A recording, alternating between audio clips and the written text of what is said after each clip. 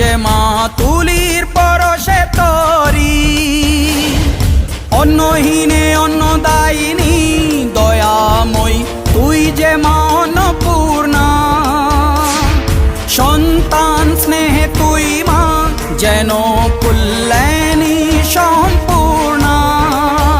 তোর কথা যেন মন্ত্রোচ্চারণ, বজ্র সম কঠিন অনুশাসন, ধৈর্যের সর্বংসহা পৃথিবী, ধর্ম ও ন্যায়ের প্রতিচ্ছবি।